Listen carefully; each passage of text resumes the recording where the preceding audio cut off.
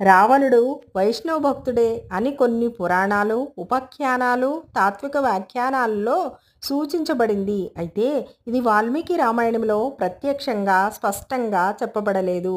కానీ ఇతర గ్రంథాలలో ఆలస్యంగా ఏర్పడిన భక్తి పంథాల ప్రకారం కొన్ని ఆసక్తికరమైన సంగతులు ఉన్నాయి. రాముడి చేతిలో రావణుడు మోక్షం పొందాడు. ఆధ్యాత్మిక భావన ప్రకారం ఎవరు శ్రీరాముడి చేతిలో చనిపోతారో వారు మోక్షాన్ని పొందుతారు.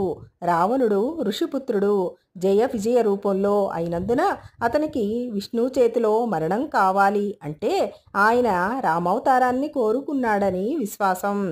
శ్రీ మహావిష్ణు ద్వారపాలకులు జయ విజయులు శాపం వలన రాక్షసులుగా జన్మించాల్సి వచ్చింది. రావణుడు జయుడు అని చెప్పబడింది.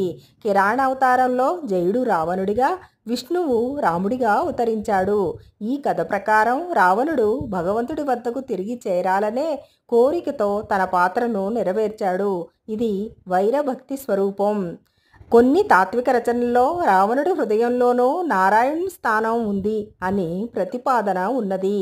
భగవద్గీతలో శ్రీకృష్ణుడు ఇలా చెప్పాడు: ఎంతటి పాపి అయినా నా వైపు మొగ్గుకుంటే మోక్షం పొందుతాడు అని.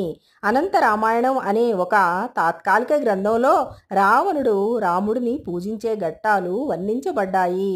కొన్ని భక్తి సాంప్రదాయాల ప్రకారం రావణుడు శ్రీరాముణ్ణి అర్చన చేయాలని తన హృదయాన్ని అర్పిస్తాడు అనే భావుకత కథలు ఉన్నాయి.